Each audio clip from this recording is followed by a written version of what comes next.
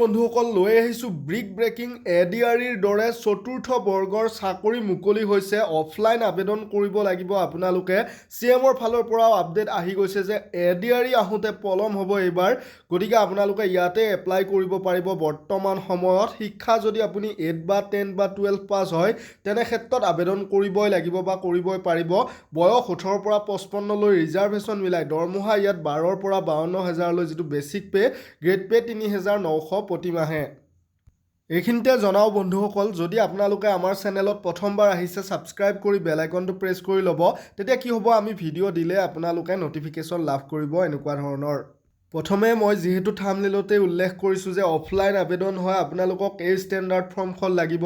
এই ষ্টেণ্ডাৰ্ড ফৰ্মখন আপোনালোকে ডেছক্ৰিপশ্যনত আমাৰ টেলিগ্ৰাম গ্ৰুপ বা হোৱাটছআপ চেনেল বা হোৱাটছআপ গ্ৰুপৰ লিংকছ দিয়া আছে, জইন হ'লে তাতে লাভ কৰিব। এই ফৰ্মখন যদি ফিল আপ কৰাত অসুবিধা হয় আপোনাৰ, আমাৰ হোৱাটছআপ নাম্বাৰ 8473859389ত জনাব, আপোনাক সহায় কৰি দিয়া হ'ব।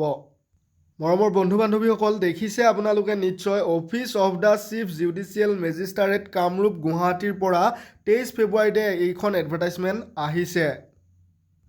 এই চাকৰিটো সম্পূৰ্ণ এডিআৰিৰ দৰে হয়। পিয়ন ভেকেঞ্চি আহিছে, কিয়নো দৰমহা এডিআৰিৰ দৰে হয়, 12ৰ পৰা 52,000 লৈ, গ্ৰেড পে 3,900, বিভিন্ন এলাউন্স মিলাই আপোনালোকে জইনিঙত প্ৰায় 27 বা 26K চেলাৰী লাভ কৰিব।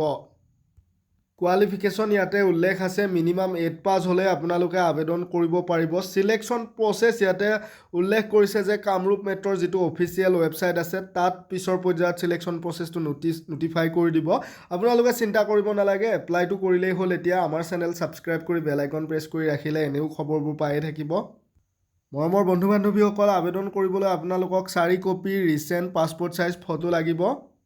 তাৰপিছতে এইখন ফৰ্ম আপোনালোকে পূৰ কৰিব লাগিব। 1 কপি ফটো ইয়াতে লগাই দিব আৰু 4 কপি ফটো। আপোনালোকক দুটা খাম লাগিব, হালধীয়া যিটো খাম কিনিবলৈ পায়, পোষ্টেল খাম বুলি কয়, এটা ডাঙৰ এটা সৰু।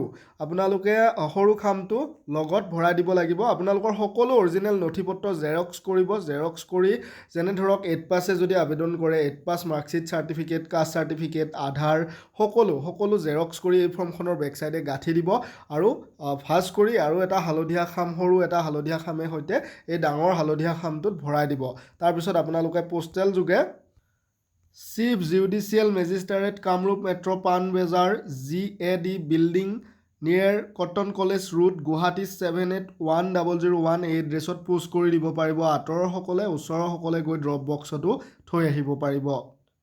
এইখিনিতে জানি ল'ব বন্ধু বান্ধৱীসকল, আহি থকা এডিআৰি 3.0 বা DME DHS বা অসম পুলিচ নিযুক্তিৰ বাবে আমাৰ তাত 2000ৰ পৰা 2021 চনলৈ পুৰণি প্ৰশ্ন কাকত সংগ্ৰহ কৰি প্ৰস্তুত কৰা অল ছাবজেক্ট কমন নোটৰ PDF উপলব্ধ আছে। খুব কম মূল্যতে আপোনালোকে লৈ অধ্যয়ন কৰিব পাৰিব। আমাৰ এই হোৱাটছআপ নাম্বাৰত যোগাযোগ কৰিয়ে ল'ব পাৰিব। আমাৰ এই নোটৰ পৰা প্ৰতিটো এক্সামতে কমন আহি আছে, ৰিভিউ খুব ধুনীয়া হয়, গতিকে আপোনালোকে যোগাযোগ কৰি বৰ্তমানে লৈ পঢ়া আৰম্ভ কৰি দিলে আপোনালোকৰ সময়লৈকে শেষ হৈ যাব। পদৰ সংখ্যাটো আপোনালোকক জনোৱা হোৱা নাছিলে। টোটেল পদ 7টা হয়, আনৰিজাৰ্ভৰ 2টা, OBC MOBCৰ 1টা, SCৰ 1টা, STPৰ 2টা, STHৰ 1টা।